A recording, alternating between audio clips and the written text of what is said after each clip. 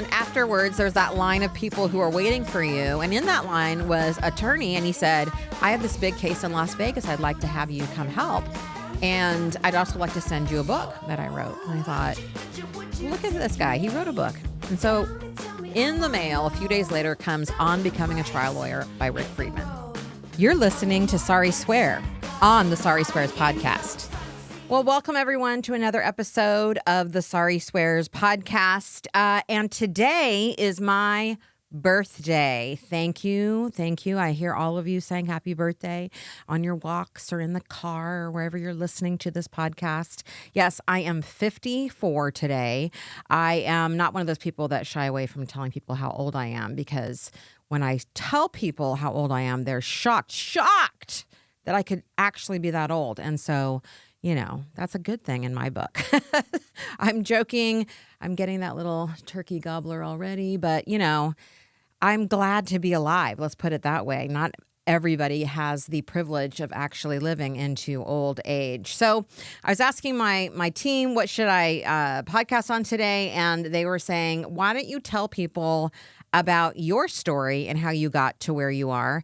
Because we have so many new listeners, you may not know. And even if you've been around from the beginning, I don't know that I've ever really talked about how I got where I am today. And so this may surprise you, listener, if you've been with us for all 8 seasons. I can't believe 8 seasons. Crazy. So I started this work 24 years ago, back in 2002, 2001, 2002. So it's almost been 20, it could be 25 years. My memory, again, old. I may be off on that. But I really got into this because I was in grad school for music. So I'm a classically trained pianist. You wouldn't tell from the nails. And people always ask me if I play, and I don't as much as I should. I hardly play at all. And we have a piano. I used to have 2 pianos when I was teaching. So I really do need to go back and start playing again. But piano's my instrument, and I had an undergrad degree from Pacific University and graduated in 1996. And then I went to grad school thinking that I would go and become a professor. I loved teaching. Teaching was always the thing that I loved to do. And I loved teaching at the university level. In fact, when I was looking for my grad program, I couldn't figure out what program Portland State University was offering because it was very different than what all the other schools in the area were offering. And I finally just ran my finger down the the list of, what am I thinking of? You know, the people who teach. I can't think of it. You're probably shouting it in your car right now. But I'm looking down the list and I find a name of one of the professors, and I just pick up the phone and leave her a message saying, I can't make heads or tails. Is this the right degree program that I'm looking at? And so she calls me and she says, well, let's meet. Why don't you come down to my house? And it's funny nowadays, you'd be like, well, who is this person and why are they inviting my house and are they going to murder me? But at that time, I just went. And that was the first time that I met Mary Cogan. And so if you have been out here or you know our brand new courtroom, which isn't brand new anymore, it just turned 1 last month. Our brand new courtroom, I'm still going to call it brand new because it's new to me, is called the Mary Cogan Memorial Courtroom. She never got to see it, which is a big bummer, but I'm thinking she's out there saying it. And so we talked and we talked and we talked. And she, at the end of that conversation, offered me a graduate teaching assistantship. I hadn't filled out any forms. She didn't know me from Adam, but she said, I have a feeling about you. And the funny story is when Harold got home, who was also on faculty, there's the word I was looking for. I'm telling you, some things just never came back from chemo brain. I can't find words as easily as I used to. Anyways, when Harold came home, they were together, and she said, I found our girl for our graduate teaching assistantship. And he said, Mary, you can't just go out giving teaching assistantships to random strangers. And she said, Harold, if I'm wrong about her, it'll be on me, but I have a sense about this girl. And I guess it paid off, but that was Mary Cogan in a nutshell. She's that person that kind of finds her own way and decides what she's going to do and goes after it. So I became a graduate teaching assistant at Portland State, which was great because I got a free master's degree in return for teaching, which I absolutely loved. And I kind of garnered, that's the word I'm looking for, garnered a reputation in that I had to teach sight singing and ear training, which is a very difficult class. And there was 3 of us teaching it. And one morning, the first morning, about 45 people showed up to my class and about 19 in the other and 17 in the other. And I said, you guys can't all come to my class. So it was super fun teaching there. But Mary, about the last year that I was there, said, you need to go to this nonverbal communication training that she had just gone to. She was always looking how to be better. And I, as a grad student that was poor, I think it was $500 for the week. I was like, why do I have to go to this thing? It makes no sense. And she said, it's going to make you a better teacher. And I thought, all right, fine. It's a week out of my life and it's $500. And so I went to this nonverbal communication training, which was being taught by Michael Grinder, who, if you have any familiarity with NLP, neuro-linguistic programming was created by John Grinder, Michael's brother, and I can't remember the first name, but Bandler is the last name of the other guy. So Grinder and Bandler. And so Michael was doing these trainings for people who were in corporations that needed to become better speakers, learn more about group dynamics. And he was also working with elementary school teachers. And so I went thinking this is just going to be the body language stuff of this person's picking their nose and that means they hate you or whatever.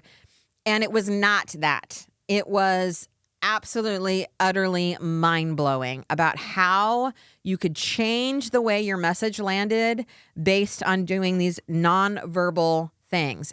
I was just hooked. I was hooked. And so I went home that first night and I looked at his website and I saw that he was, going to be in Minnesota the next day and, he was going to be over in New York the following day. And so I came and I said, how do I learn more about this?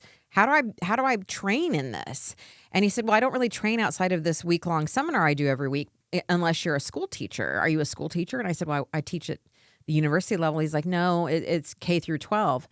And I said, well, what happens if I just show up wherever you are? I noticed on your website you're, in Minnesota and you're in New York. And can I watch you? And he said, sure. And so on my grad school, salary, which was nothing, I put it on a credit card and I flew all over the country for about a year, following Michael Grinder around, watching him all day as he was teaching in different schools in different areas, and then asking him questions in the evening, taking him out to dinner. And I trained myself. And when I came back after that year, I hung out my shingle and I started to work in schools as a consultant. And I would go and I would sit in these offices and ask to speak to the principal. And I finally got hired somewhere. And I did that for a while where I was helping teachers manage their classrooms.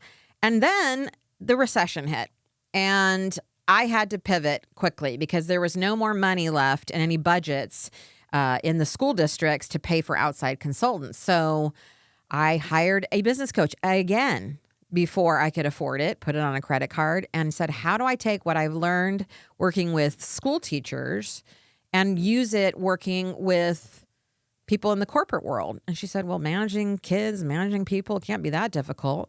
So between her and I, we created 3 trainings. That was it. That's all I did. I did a presentation skills training. I can't even remember what it was called now. I did a training called Don't Shoot the Messenger, which is how to deliver bad news and not be shot. And I did a training called Cats and Dogs based on Michael Grinder's Cats and Dogs model, which is how to get along with different types of people. And that took off. Same thing. I started calling and got my foot in the door and word started to spread. And then the Oregonian here did a story on me about my nonverbal communication stuff. A little tiny article at the bottom about, this new business in Oregon. And a lawyer saw it. Oregonian ended up doing another story on me years later. It was like the front page of the living section, just full page of me. But this little tiny story, he saw it. And of course, y'all are always wanting to know how to, anything you can figure out to use to your advantage. And so he saw nonverbal and thought, perfect, I need a body language expert to come and help me. And so he calls me and he says, I saw this article in the paper and would you be willing to come and help me pick a jury on Monday morning? And this was like Friday. And I'd never even stepped foot in a courtroom. And I said, sure, I guess. I don't know. And he said, I'll pay you $3,000. And I thought, okay, I'll be there. Having no idea what I was doing. And so it was criminal trial. In fact, I worked in criminal for several years before I moved over to plaintiff world. And we would have like one panel of 6 people the whole morning. Voir dire was 4 days. And after that first panel, he came up to me and he said, what do you think? And he was hoping I would say, well, this juror's good for you because they crossed their legs a certain way, and that juror's bad for you because they itched their left nostril. And of course, I didn't do any of that because I don't believe in any of that, and I wasn't trained in any of that. And I said, oh, about the jurors, I don't know. But you have all sorts of problems. And to his credit, he was like, tell me. And I got to tell you, y'all, I was hooked. I so wanted to be a part of this high stakes communication where whatever happened at the end was really meaningful. I'm not saying that it's not meaningful to do a presentation well or to get a raise or whatever the things that I was working on in corporate. I worked at Nike. I worked with a lot of big corporations, but this just felt like home to me. The only problem is that I had no idea what the fuck I was doing. And that can be a problem because I needed to figure it out fast. And so at first I thought, well, you know what? I'm just going to have them bring in their opening statement. I think that's what it's called. Or, we can talk about what questions to ask jurors. And what I'll do is I'll just help with the nonverbal presentation of it until y'all were coming in with such bad content that I was like, I can't help you deliver this. This doesn't make any fucking sense. Now, around that time, the inner circle of advocates called and said, we hear that you work with lawyers and you work with nonverbal communication. At this time, I was working both with lawyers and corporate, kind of mostly corporate with some lawyers. And we'd like you to come and speak for us. And I did, of course. And I think that was the only time I was ever nervous in a presentation. But I spoke at their Santa Barbara conference. And afterwards, there was that line of people who are waiting for you. And in that line was an attorney. And he said, I have this big case in Las Vegas. I'd like to have you come help. And I'd also like to send you a book that I wrote. And I thought, well, look at this guy. He wrote a book. And so in the mail, a few days later, comes On Becoming a Trial Lawyer by Rick Friedman. And of course, I had no idea what a big deal that was back then because I didn't know who the fuck Rick Friedman was. And I ended up having my first plaintiff case be the one where he won the $104 million propofol case in Las Vegas. And Rick really became my first mentor in terms of plaintiff. Can you imagine? He told me what books to read. I would read them. I would email him with questions. He would answer back. We worked together. We did a lot of things together over those years. And so right now, I just have to give credit where credit is due to Rick Friedman, who really shaped me as the plaintiff consultant that I am now. Eventually, I let go of corporate altogether and went all in on plaintiff work, and that's what I do today. We have some criminal defense in our client list as well, but mostly I work with plaintiff attorneys. Can you believe it's been 7 fucking years since From Hostage to Hero, the book came out? I can't. Join me for a webinar on May 28th, where I'm going to show you how the H2H Voir Dire method has evolved beyond the book. You can sign up at sariswears.com/webinar. There are no replays. You've got to be there live, but it is CLE eligible for credit. Go to sariswears.com/webinar. See you there. Now, as interesting or not as that may be for you, I wanted to talk a little bit today about what I learned over this journey of the last 24 years. And I've been working with attorneys now for 17 years, plaintiffs for about 15 of those 17 years. I've been working in nonverbal communication for nearly 25 years. And so the story of how this pianist, classically trained pianist, that was on her way to get a doctorate in piano pedagogy, which means how to teach piano, and wanted to teach at the university level because that was so damn fun. Those 3 years were so much fun. And how I am now one of the top trial consultants in the United States is due to, I'm going to say, these 7 factors that I'm going to share with you that I think also will apply to anybody listening to this podcast today. The first factor, I think this is a huge one for any of you who has a dream and wants to do something either different or better or whatever it may be, is my want was bigger than my worry. And here's what I mean by that, is that once I was bitten by the bug of this nonverbal communication, and then it even got deeper when I went to court and trial that one time, that first time, is that I was, of course, worried about all of the how. And you've heard me say before that Coach K, and I'm hearing that you love Coach K on the podcast, so we're going to be bringing him back a lot more because I'm glad that you're loving that because it's fun to podcast with another person. But Coach K always says, how is the killer of dreams? And so there was a lot of how, for sure. How will I ever make it? How will anyone ever know who the fuck I am? How? But I knew after going to that first nonverbal communication seminar, and I went back to that week-long seminar, I don't know, a dozen times at least, after following Michael around for that year. But I knew that I wanted it. And that was way bigger. And here's what we talk a lot about want. I'll sometimes ask in my coaching sessions to my clients, what is it that you want? And people say, what does that matter? I can't have what I want anyway. And I think that's the biggest, saddest thing that I hear. You absolutely can have what you want. You just need to have a want that is bigger than your worry, because want is the fuel that fuels dreams. It is the thing that continually keeps you going when you think maybe you should quit.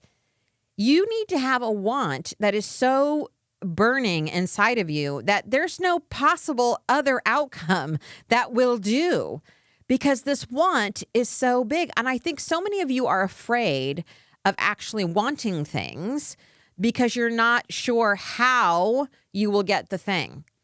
And I'm here to tell you that the how comes as you keep going. The how never arrives ahead of time. The how never shows up and says, well, here is the steps to get to where you want. Step 1, step 2, step 3. It's never that easy. You figure it out as you go, and it's messy. Let me just say, it is messy. I have probably made every mistake you can possibly make, from how to brand myself, to marketing, to wrong hires, all of it.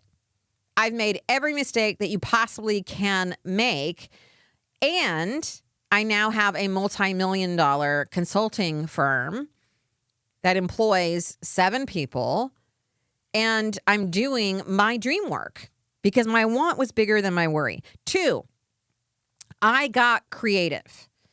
You know, when I first went and talked to Michael and said, well, how do I get trained to do what you do? Basically, I was after his job, bless his heart, that he was still willing to pay me, or not pay me, that he's willing to train me. And he said, well, unless you're a school teacher, I don't have any outlet outside of this week-long training. I didn't accept that. I was like, well, what could I do to still have this person train me? And that was huge. And I've had to use that creativity, and creativity is one of our new. We may have not shared our new values with y'all yet. We went through another process and really got clear. And creativity is a huge one here. But I've had to use the skill of creativity over the last 24 or 25 years, over and over and over again. From schools don't have any money to pay me as an outside consultant anymore. I got a better pivot to corporate. To lawyers are calling and I don't know what the fuck I'm doing, to I can't just train them on nonverbals. I've got to learn about actually how to put an opening statement together, to all of the other things. It's creativity that has gotten me there. It is my ability to learn and get curious and be creative. Everything we do, I've created out of my own ass. Obviously, I learned from all the things that I have absorbed over the years and all the training with Michael and all the training with Rick. But when it came time to it, I needed to actually figure it out myself and get creative and throw things out there and see if people wanted the things. Again, we tend to wait a long time. Well, I'm going to wait to see if somebody actually wants the thing that I'm offering. Well, you'll never know if they want it until you offer it. And you have to be willing to handle rejection. There was shit ton of rejection as I went through this over the years. Closely related is number 3 is I didn't take no for an answer. When I trained myself after flying around the country and working with Michael, I was like, well, how do I let schools even know who the fuck I am and how to get them to buy this consulting package that I just made up and think that they might need? And I would go to schools, physically go, with a packet of materials that I had made. I remember like creating this audio program, some videos that I had made, and buying like the stickers that you can put on the front of the DVD. Remember those? And actually creating them at home and putting the stickers with my logo that I made myself on that and printing out these things on letterhead that I had made.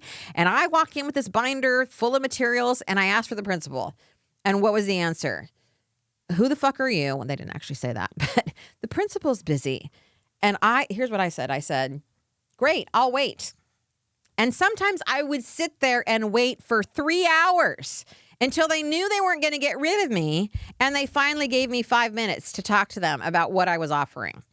I did that so often until one school finally let me in the door.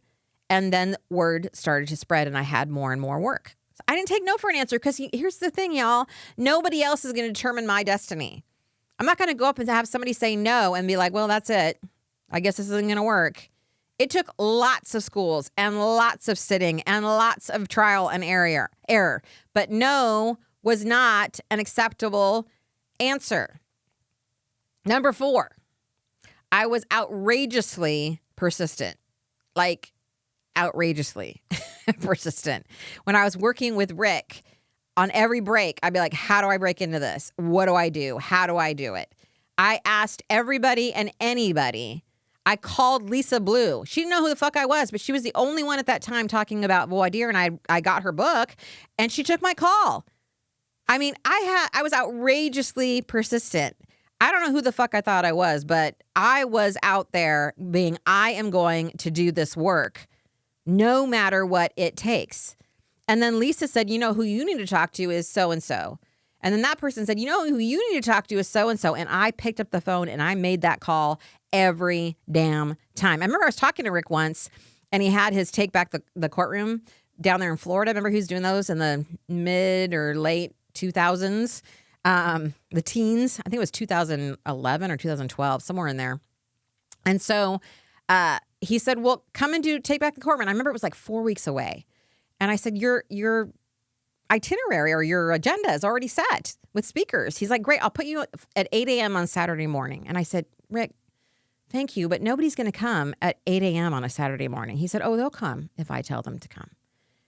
And so I went down to Take Back the Courtroom. I ended up speaking there twice, I think. And by golly, that room was full of 200 people at 8 in the morning when I was there. I was outrageously persistent.